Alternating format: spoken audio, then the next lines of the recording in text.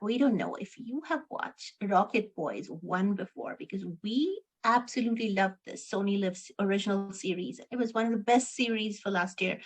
This year, Rocket Boys 2 released, and Rocket Boys 2 is continues with the story of two amazing people, Dr. Homi Bhabha and Dr. Vikram Sarabhai. And it tells us the story of the lives and times of these two legendary physicists.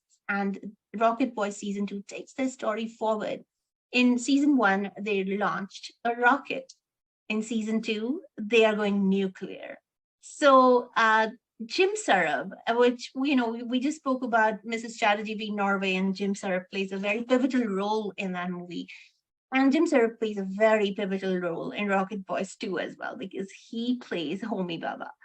And with him is Ishwak Singh, who we absolutely loved. As Vikram Sarabhai, he just fits the bill perfectly. Rocket Boys 2 is very carefully crafted. It sticks to the story it wants to highlight. And there are other superfluous stories that are happening on the side, but the way this entire movie is directed and created by Abhay Panu, and we have to give it to Abhay Panu to come up with two seasons, one better than the other. It is such amazingly well crafted and focused in its entire delivery of the series that it is mind-boggling how perfect Abhay Panu has created the series to be.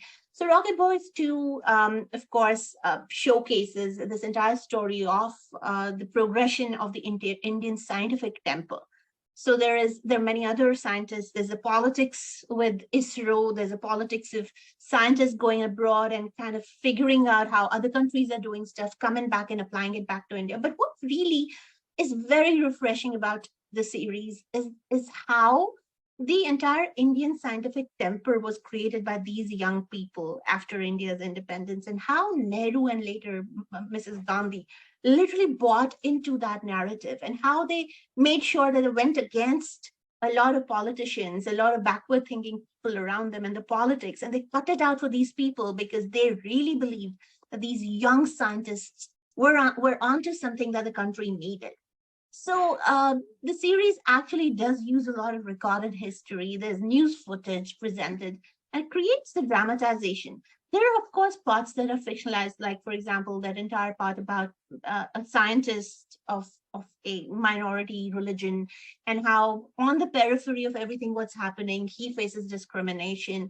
All of these things are fictionalized. They may or may not be, scientists like that in that ecosystem.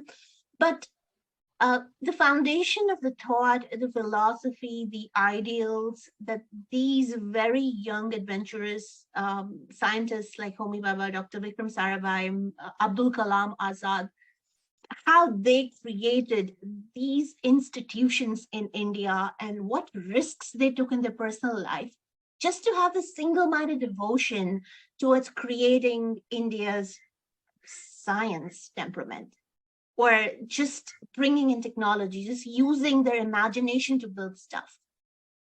It is so inspiring to watch. It is so inspiring. I really felt like going back in time and being with these people because it was quite infectious. So the leads of this series, again, they're presented as human, while Vikram Sarabhai was doing very well in the scientific thing. His marriage with Malika Sarabhai was falling apart. And how Malika Sarabhai as a woman stands up to her rights, and how even though he was a great scientist, but in his personal life he wasn't that successful in keeping his marriage together.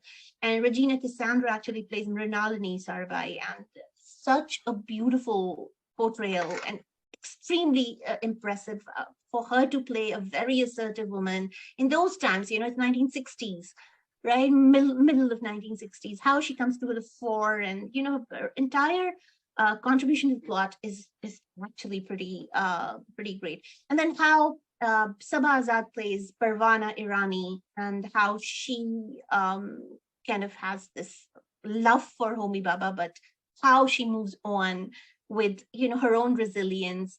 Nikhil Advani has created this show very effectively, and he's chronicled how these scientists really had the resilience to even fight against the political odds. Though Indira Gandhi played brilliantly by Chadu Shankar. I mean, oh my God, this woman was so good as Indira Gandhi. It's just amazing portrayal of Indira Gandhi. How she had the vision and how she executed a lot of things, even though she was authoritarian at times, but it was needed because otherwise things wouldn't get done. And how her decision making skills really drove the scientific temper and helped these scientists create these institutions that today India is proud of, right? So I thought this series was just so amazing that this is a series for the chapters of history. Season one and season two, even more so. A lot of times, season two doesn't live up to season one, but this is one of those series where season two even bettered season one. The dramatization of the events leading up to India's emergence as a sixth nuclear power, and it's actually pretty. It's depicted very nuanced and suspenseful, but this 8 episode series will have your heart and your attention throughout. There is not one scene that will make you fast forward the series. You will spend the time binge watching it. So on the whole, I thought the makers did bring in some elements of nationalism by, there was some elements of American espionage and how CIA didn't want India to become a nuclear power.